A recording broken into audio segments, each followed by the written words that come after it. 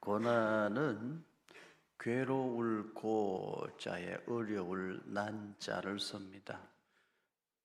고난이라는 말은 괴롭다, 아프다, 어렵다, 힘들다는 것을 다 합쳐놓은 것입니다. 그러니까 고난을 좋아할 사람은 아무도 없을 것입니다. 그런데 이 고난을 심리학적으로 분석해 보면 고난은 인생의 깊이를 더하는 도구가 된다. 이렇게 해석할 수 있어요.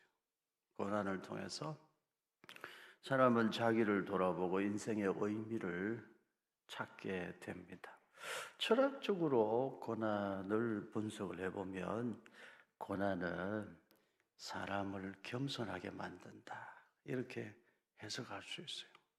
고난이 있기 때문에 사람은 자신의 유한함을 깨닫고 인정하게 돼요. 그리고 절대자 그분을 찾게 돼요. 그래서 고난은 꼭 나쁜 것만은 아니다. 어려운 만큼 복된 것이 숨겨져 있고 아픈 만큼 귀한 것이 숨겨져 있는 것이 고난이다. 그래서 고난을 긍정적으로 풀이하면 이렇게 결론을 내릴 수 있죠. 고난은 위장하고 찾아오는 축복이다. 이렇게 말할 수도 있습니다. 신학적으로 고난을 분석하면 고난은 형벌과 연단의 기능을 가진다. 이렇게 정리할 수 있어요. 고난은 지은 죄에 대한 형벌로서의 의미가 있고 또 고난은 누군가를 성장하게 하고 성숙하게 만드는 통로로 연단의 기능을 한다. 이렇게 생각할 수 있습니다. 실제로 그렇습니다. 고난은 크게 두 종류가 있어요. 죄 짓고 벌 받는 고난이 있어요. 우리 그리스도인은 이런 고난은 당하면 안 돼요. 죄 짓고 벌 받으면서 하는 말이 예수님도 고난 당하셨는데 나도 고난 당해야죠. 그런 말은 절대로 하지 말아야 돼요. 우리 주님을 모욕하는 거예요. 그런데 모든 고난이 형벌로서 주어지는 것만은 아니에요. 우리에게 찾아오는 고난 중에 상당수는 우리를 연단하시는 고난입니다. 그 우리를 연단하시는 고난을 어떻게 해야 돼요? 끝까지 통과하면 돼요. 그러면 고난의 터널을 지나면 하나님이 우리를 한 단계 더 성숙하게 하셔서 우리를 더 큰 그릇으로 만들어 더 큰 복을 누리게 하셔요. 오늘 고난주간 금요일 새벽입니다. 여러분 감당하기 힘든 고난의 짐을 지고 계십니까? 내가 져야 할 짐, 우리 주님이 다 아셔요. 우리 주님이 먼저 지고 가셨기 때문에 다 아셔요. 우리 예수님의 고난은 특별한 의미를 가집니다. 예수님의 고난은 우리가 경험하는 고난과는 다른 특별한 의미가 있습니다. 요한복음 19장 17절, 오늘 말씀 17절을 우리 한 번 더 읽습니다. 그들이 예수를 맡음에 예수께서 자기의 십자가를 치시고 해골 히브리 말로 골고다라 하는 곳에 나가시니 거기에 십자가를 지시고 거기 밑줄을 그으세요. 우리도 고난을 좀 당해야 되겠는데 오늘 아침에는 공부하는 고난을 좀 당하도록 합시다. 거기다 적어 놓으시기를 바라요. 요한복음 19장 17절 십자가를 지시고 그 지시고에 밑줄 긋고 남성, 주격, 단수, 현재, 능동태, 분사. 공부를 오랜만에 하니까 잘 모르겠죠. 여기서 중요한 건 능동태라는 거예요. 거기다 적어 놓으세요. 예수님은 자원하여 십자가를 지셨다. 성경은 이걸 강조하고 있어요. 예수님이 겉으로 보기에는 로마 군인들에게 끌려간 것 같지만 사실은 예수님이 자원하여 십자가를 지셨다. 능동태, 분사, 남성 주격이에요. 예수님이 자원하여 십자가를 지셨다. 스스로 십자가를 지셨다. 이걸 성경은 강조해요. 그 다음에 해골, 히브리 말로 골고다라 하는 곳에 나가시니 거기도 밑줄 그었어요. 나가시니 거기도 적어 넣었어요. 부정과거, 직설법, 능동태. 예수님은 스스로 골고다로 가셨다. 그렇게 적어 놓았어요. 성경은 이걸 강조해요. 예수님은 자원하여 십자가를 지셨고, 십자가를 지신 예수님은 스스로 어디로 가셨다? 골고다로 가셨다. 이게 핵심이에요. 그래서 예수님의 고난은 가장 큰 특징이 자원하신 고난이에요. 자원하여 스스로 당하신 고난, 이게 예수님의 고난이에요. 예수님은 스스로 자원하여 십자가 지시고 어디로 가셨다고 성경이 기록합니까? 해골이라 하는 곳, 우리나라 말로 번역하면 해골인데 골고다라, 히브리 말로 골고다라 하는 곳으로 가셨습니다. 여기서 우리는 한 번 더 공부를 해야 되겠습니다. 한 번은 정리를 해야 돼요. 오늘 본문을 이해하려면, 성경을 깊이 바르게 읽으려면 한 번은 공부를 해야 되니까 메모하면서 적어가면서 공부하기를 바라요. 성경의 5대 제국, 북이스라엘을 정복한 제국은 아수르 제국. 아수르 제국이 기세등등해서 북이스라엘을 잡아먹어요. 그런데 그 아수르 제국도 망하는데 아수르 제국은 바벨론 제국에게 망해요.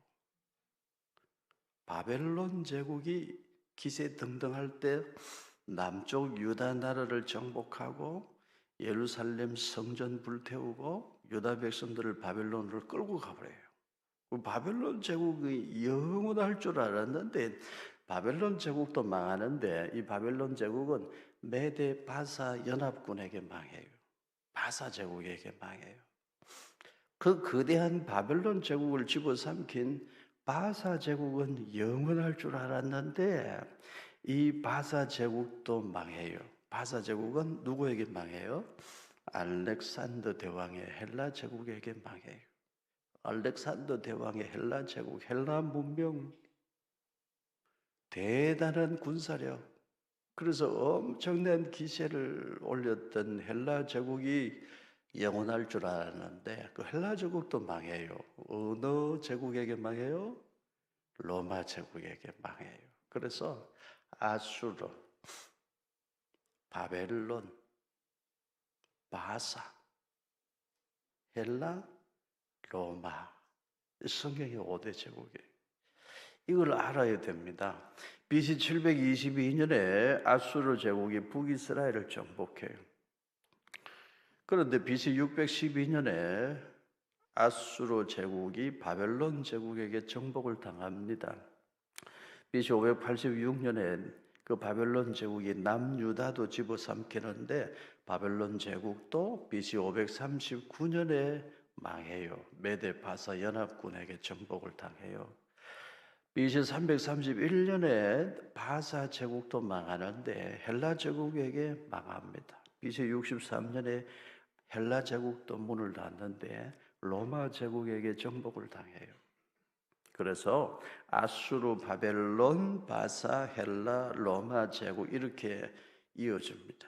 이러한 역사적 흐름에 의해서 유대인들의 언어 환경에 변화가 생겨요. BC 586년에 남쪽 유다 예루살렘 백성들이 바벨론 땅으로 포로로 끌려갈 때 유대인들은 무슨 언어를 썼을까요? 히브리어를 썼지. 조상 대대로 내려오던 구약 성경의 언어 히브리어를 썼어요. 그런데 바벨론 땅에 정착해서 사는 중에 바벨론 제국에게 포로로 끌려갔는데 그 바벨론 땅의 주인이 바뀌어요. 바사 제국, 페르시아 제국으로 바뀌어 버려요. 그래서 그 바벨론 땅에 포로로 끌려간 유대인 후손들은 생활 언어로 페르시아의 언어 아람어를 쓰게 돼요. 아람어. 그래서 아람어가 페르시아 바사 제국의 언어 아람어가 유대인들의 생활 언어가 되어버려요.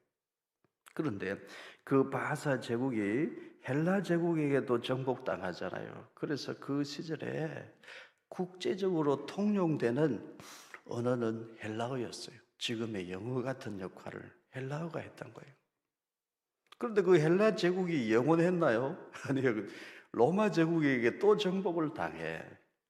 그래서 통치자의 언어는 로마 사람들의 언어 라틴어였어요.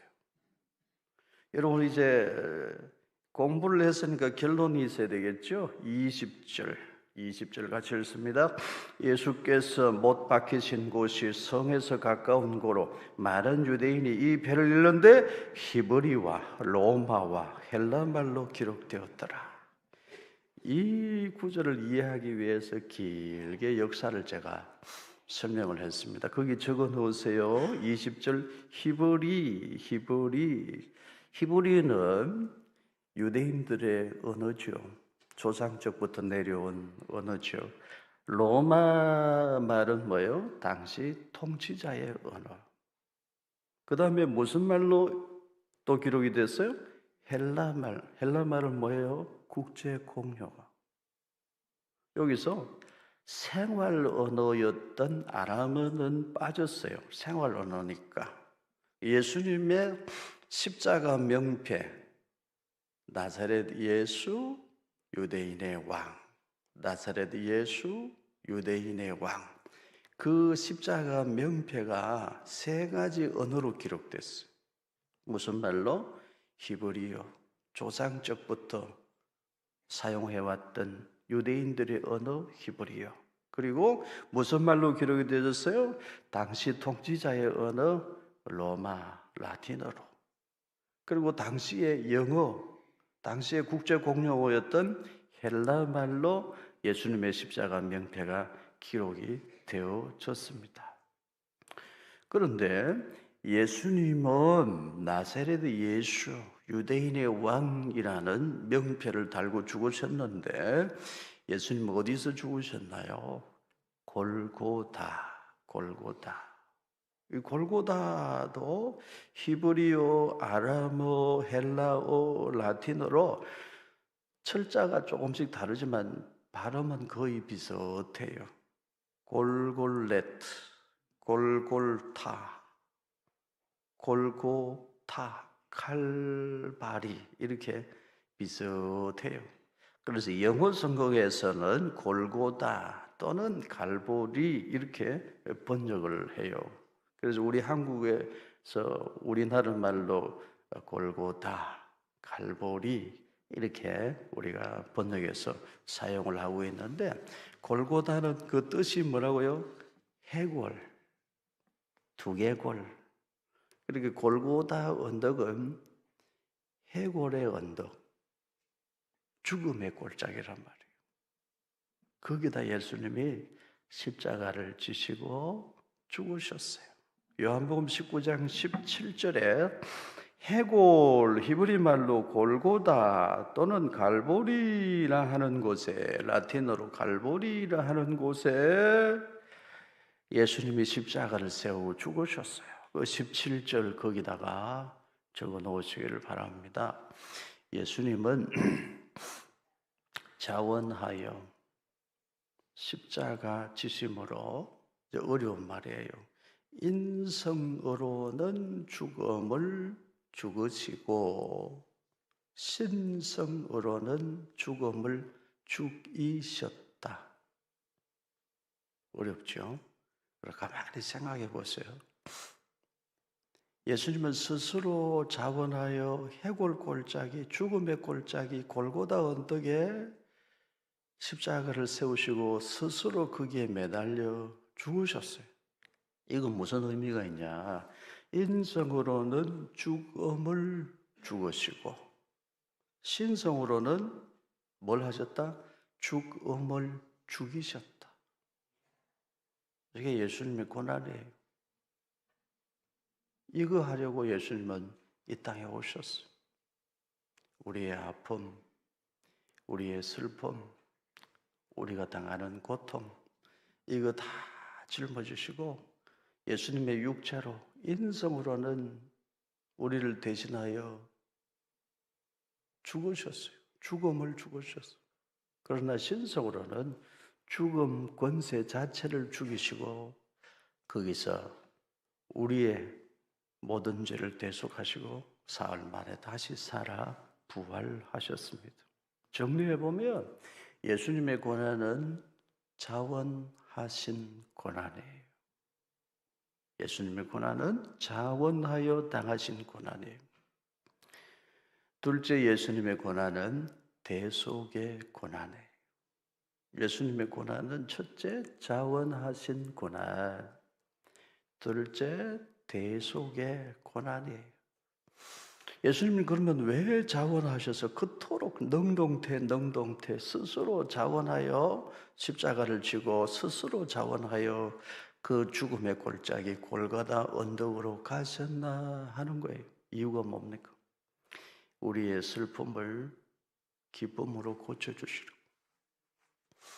우리의 아픔을 치유해 주시려고, 죄와 사망의 법에 갇혀있는 우리를 자유케 하시려고 예수님이 십자가를 지셨어요. 그런데 성경은 예수님의 그 고난이 아직 남아있대요.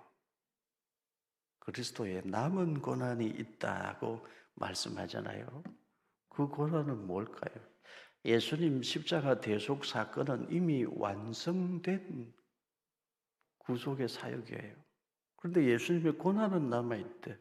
아직도 고통 중에 있는 영혼들, 아직도 아파하는 영혼들, 아직도 죄와 사망의 법에 갇혀 있는 영혼들을 바라보시는 주님의 마음에 아픔이 여전히 남아있어요. 우리는 그 그리스도의 남은 고난을 어디에 채워야 할까요? 우리 몸에 채워야 돼요. 우리의 삶에 채워야 돼요. 골로새서 1장 24절에 그 말씀이 있습니다. 나는 이제 너희를 위하여 받는 괴로움을 기뻐하고 그리스도의 남은 고난을 그의 몸된 교회를 위하여 어디에 채우느라? 내 육체에 채우느라.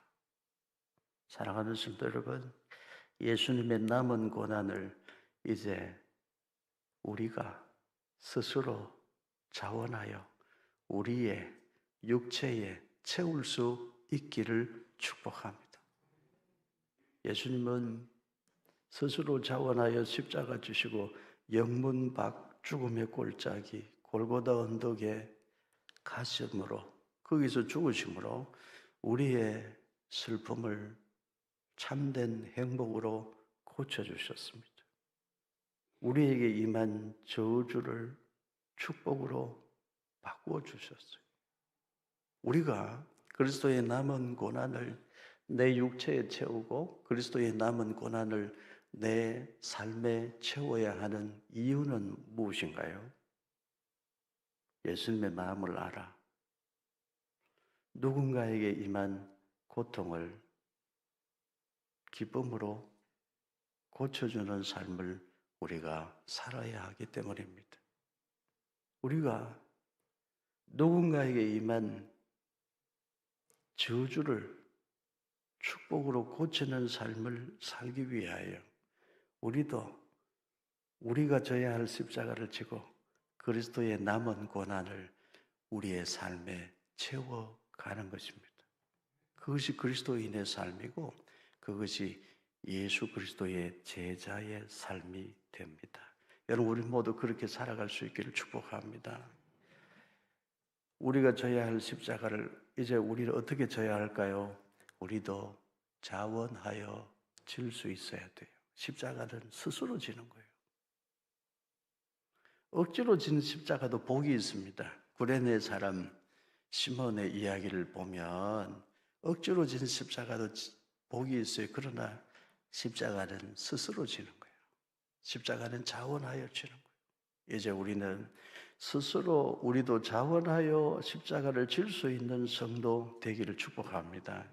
우리도 십자가를 지고 영문 밖으로 갈 수 있기를 바라요. 우리도 기쁨으로 십자가를 질 수 있기를 바랍니다. 십자가는 아프고 힘들고 고달프고 답답해요.